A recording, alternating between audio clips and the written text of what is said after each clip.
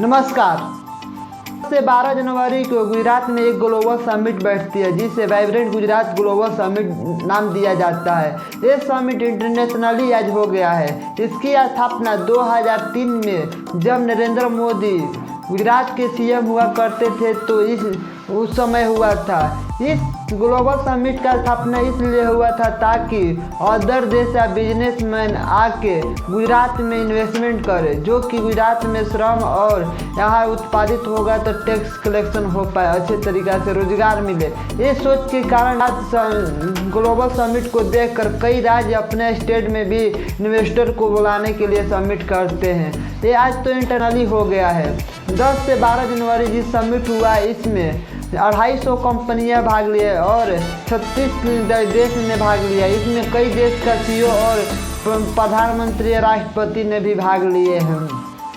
इस समिट में बताया जा रहा है 10.32 लाख करोड़ की इन्वेस्टमेंट हुई है, जो कि एक बहुत ही बड़ी अमाउंट है। 2 लाख के तो सिर्फ गौतम अडानी ही गुजरात में इन्वेस्टमेंट की बात कहे हैं। क्या बिहार में ऐसे समिट होता है? हाँ, 13 से 14 दिसंबर को बिहार में भी एक समिट हुआ जिसमें 263 कंपनियां ने भाग लिया। इसमें कई बड़ी कंपनियां, अडानी भी थे, मुकेश अंबानी कंपनी थी, रिलायंस भी था, ऐसे कई कंपनियां भी बिहार में भाग लिए थे। लेकिन बिहार में सिर्फ 32,000 करोड़ का ही इन्वेस्टमेंट मिला। इसका कारण क्या है? क्या बिहार में मजदूर नहीं है या बिहार में इसकी फैसिलिटी नहीं, या कैसे तो बताया जा रहा है वहाँ पर इको सिस्टम ही नहीं है। इको सिस्टम का मतलब देख लेना, वहाँ पर लेबर है लेकिन स्किल लेबर नहीं है। कुछ लोग बोलते हैं रॉ मटेरियल नहीं है। ऐसे भूमि एक लैंड एक्वायर की भी समस्या है। ऐसे कई समस्या के कारण बिहार में भी इन्वेस्टमेंट नहीं ज़्यादा पैमाने पर हो पा रही है। कुछ कंपनियां जो फट से है, जो चमड़ा लेकर कुछ कंपनियां इन्वेस्टमेंट की है, लेकिन यही मेन कारण है कि बिहार में इन्वेस्टमेंट नहीं मिलता है। वहीं गुजरात में 10.32 लाख करोड़ की इन्वेस्टमेंट मिलती है, वहीं बिहार में सिर्फ बस भी कुछ गलतियां हैं, कुछ जनता की भी गलतियां हैं। जब तक बिहार के लोग इस गलतियों के नहीं सुधारेंगे जब तक बिहार पिछड़ता ही और जाएगा। देखिए, कोई भी स्टेट को डेवलप करने के लिए यदि उसे बाहर से पैसा इन्वेस्टर नहीं आएंगे तब तक वो स्टेट डेवलप नहीं हो सकता है। देखिए, आज गुजरात इतना डेवलप इसलिए दिखाई दे रहा था कि इसके पीछे का विजन भी है और बहुत मेहनत यहाँ के लोग भी किए हैं, तब जाकर गुजरात इस लेवल पे आकर खड़ा हुआ है।